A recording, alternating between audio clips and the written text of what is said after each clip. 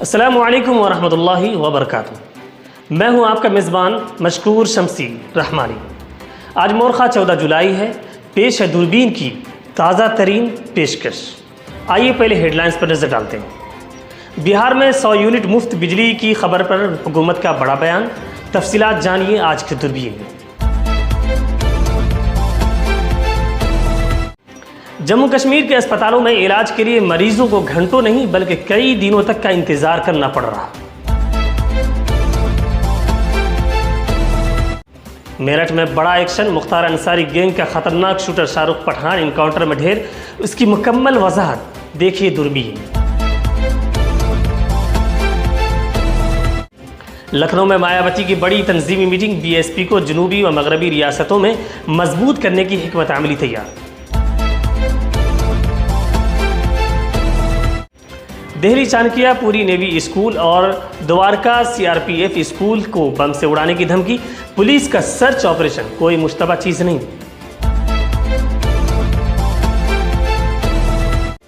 अब समोसे, जलेबी और पकौड़ों पर भी सिगरेट जैसी हेल्थ वार्निंग। मोटापे पर काबू पाने के लिए हुकूमत का बड़ा कदम। यूपी में स्कूल इंतजाम पर प्रियंका गांधी का एतराज। छोटे बच्चों और बच्चियों की तालीम छूट जाएगी।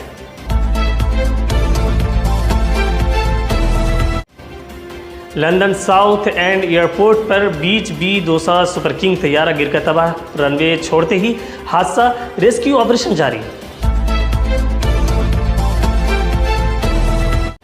ट्रंप का पुतिन पर बड़ा इल्जाम। रात की तारीकी में बम बरसाते हैं। यूक्रेन को पैट्रियट्स देने का ऐलान। तेहरान में सुप्रीम सिक्योरिटी इजलास पर इस्राएली हमला। ईरानी सदर पेज़ेश्कियान बाल बाल बच गए। इस्राएल को भारी कीमत चुकाने की वार्निंग।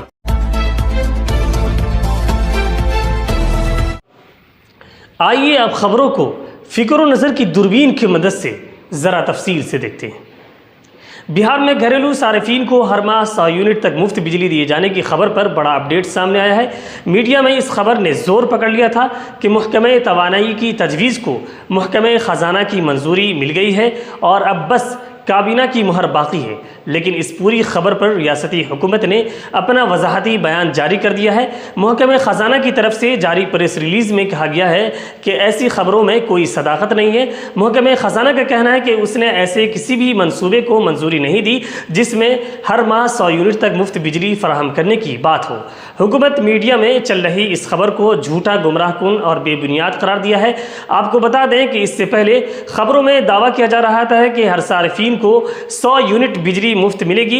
इसके बाद इजाफी यूनिट बिल सार्फिन को खुद देना होगा। फिलहाल बिहार के शहरी इलाकों में पहले 50 यूनिट के लिए 7 रुपये 57 पैसे फ़ी यूनिट और इसके बाद 7 रुपये 96 पैसे फ़ी यूनिट शरह से बिजली बिल आता है। जम्मू कश्मीर के अस्पतालों की हालत बदस्तूर अबतर है। लोगों को इलाज के लिए घंटों बल्कि कई दिन इंतज़ार करना पड़ रहा है और उसकी सबसे बड़ी वजह है डॉक्टरों की शदीद कमी। हालांकि हुकूमत दावा कर रही है कि खाली असामियाँ तेज़ी से पुर की जा रही हैं और पिछले कुछ बरसों में MBBS सीटों में ज़बरदस्त इजाफा भी हुआ है। याद रखें 2014 में रियासत में MBBS की सिर्फ 367 सीटें थीं, जब अब बढ़कर 1300 से भी ज़ायद हो चुकी हैं, यानी 300% का इजाफा। लेकिन उन सब के बावजूद ज़मीनी हकीकत यही है कि अस्पतालों में मरीज़ों का रश कम नहीं हो रहा है। लोग अब भी दर बदर की ठोकर खाने पर मजबूर हैं। सेहत महकमे ने दावा किया है कि अब तक 460 डॉक्टरों की तैनाती हो चुकी है, मगर प्राइमरी और कम्युनिटी हेल्थ सेंटर्स अब भी माहिर डॉक्टरों से महरूम हैं। उत्तर प्रदेश के मेरठ में STF ने पीर की सुबह मुख्तार अंसारी गैंग के खतरनाक शूटर शाहरुख पठान को इनकाउंटर में मार गिराया। ये कार्रवाई मुजफ्फरनगर के छप्पर थाना इलाके में हुई, जहां शाहरुख ने खुद को घिरा देखकर पुलिस पर फायरिंग शुरू कर दी। जवाबी कार्रवाई में वो जख्मी हुआ और अस्पताल ले जाया गया, लेकिन डॉक्टरों ने मुर्दा करार दे दिया। बता दें कि शाहरुख पर डकैती, कत्ल और गैंगस्टर एक्ट समेत 12 से ज़ायद मुकदमात दर्ज थे। वो पहले पंचर की दुकान चलाता था और बाद में जीवा गैंग का शूटर बन गया। पुलिस को उसकी कार से असलहा और कारतूस भी मिले।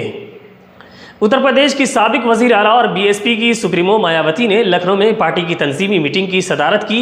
इस मीटिंग में महाराष्ट्र, गुजरात, तेलंगाना, आंध्र प्रदेश, कर्नाटक, तमिलनाडु और केरला जैसी रियासतों में पार्टी की बुनियाद मजबूत करने की हिकमत अमली पर तबादले ख्याल किया। मायावती ने तंजीम की कमजोरियों पर भी सख्ती से बात की और ओहदेदारों को अवामी मसाइल जैसे महंगाई, गुर्बत, बेरोजगारी और अमन अमान पर संजीदगी से काम करने की हिदायत दी।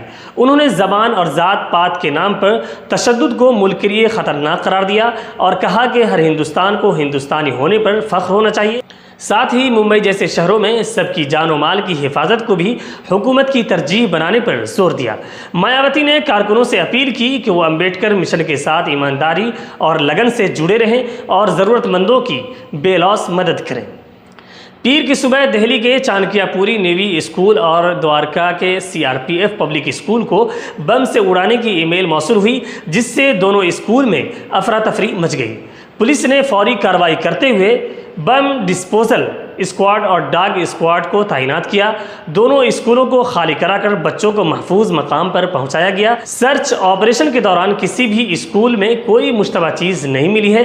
पुलिस का कहना है कि दिल्ली और एनसीआर में इस तरह की फर्जी धमकियां पहले भी मिल चुकी हैं, लेकिन जांच को संजीदगी से लिया जा रहा है। साइबर टीम ईमेल के ज़राए का पता लगा रही है, जबकि स्कूलों को सिक्योरिटी मजीद सख्त कर दी गई है। फिलहाल कोई खतरा नहीं, लेकिन पुलिस पूरी तरह चौकस है। मुल्क में तेज़ी से बढ़ते मोटापे और गैर मुतअद्दी बीमारियों को देखते हुए हुकूमत ने जंक फूड पर सख्त कदम उठाने की तैयारी कर ली है। अब समोसे, जलेबी, पकौड़े और बड़ा पाव जैसे खानों पर सिगरेट जैसी हेल्थ वार्निंग देखी जा सकेगी। मरकज़ी वज़ारत सेहत ने एम्स समेत कई इदारों को हिदायत दी है कि ऐसे खानों में छुपी चीनी और फिट्स की मिकदार की जानकारी दी जाए। जल्द ही कैफ़े और अवामी मकामात पर भी वार्निंग पोस्टर नज़र आएंगे। डॉक्टरों के मुताबिक चीनी और ट्रांस फिट्स अब तंबाकू के बराबर ही ख़तरनाक माने जा रहे हैं। वज़ारत सेहत का अंदाज़ा है कि 2050 तक 44 करोड़ 90 लाख हिंदुस्तानी मोटापे का शिकार हो सकते हैं। बच्चों में बढ़ता मोटापा और ख़राब खुराक इस खतरे को मज़ीद बढ़ा रहा है।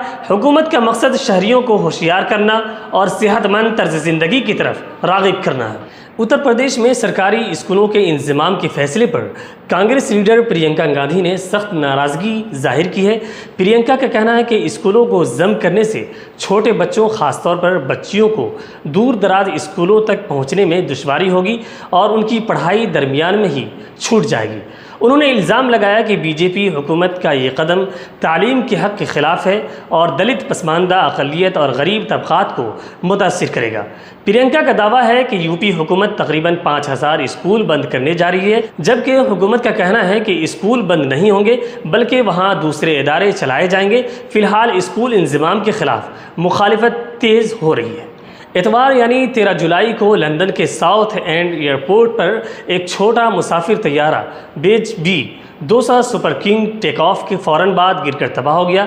इत्तलात के मुताबिक ये तैयारा नीदरलैंड्स के लेलिस्टेड के लिए उड़ान भर रहा था, लेकिन रनवे छोड़ने के कुछ ही लम्हों बाद ज़मीन पर आ गिरा।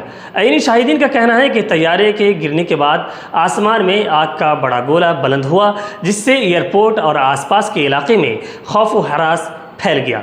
पुलिस और इमरजेंसी सर्विसेज फौरी तौर पर जाए हादसा पर पहुंच गईं और रेस्क्यू ऑपरेशन शुरू किया।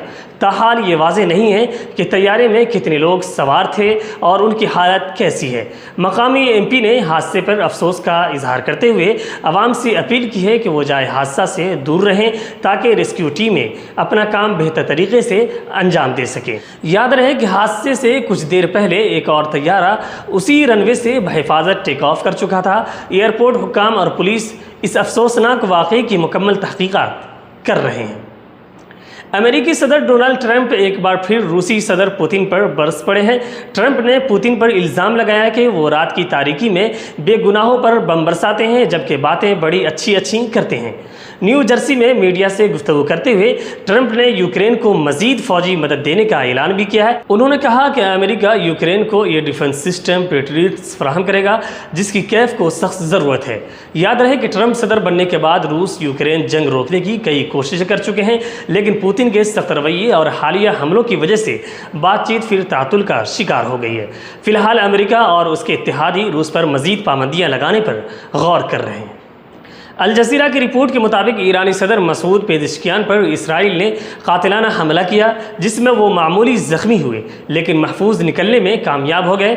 बताया जा रहा है कि यह हमला तेहरान में सुप्रीम नेशनल सिक्योरिटी काउंसिल के इजलास के दौरान हुआ, जहां हुकूमत की तीनों शाखों की सरबराहान मौजूद थे। ईरान हुक्काम ने इल्ज़ाम लगाया है कि इसराइल ने इमारत के दाखिली और ख़ारजी रास्तों को मिसाइलों से निशाना बनाया ताकि सदर समेत किसी को बाहर निकलने का मौका न मिले।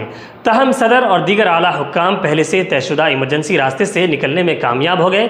ईरानी अहलकारों का कहना है कि इसराइल को इस हमले की कीमत चुकानी पड़ेगी। साथ ही जासूस की मुमकिना मौजूदगी पर तहकीकात शुरू हो गई है। वाज़ेह रहे कि ईरान इसराइल जंग में दोनों ममालिक को भारी नुकसान हुआ है। हम दूरबीन पे नाज़रीन का शुक्रिया अदा करते हैं।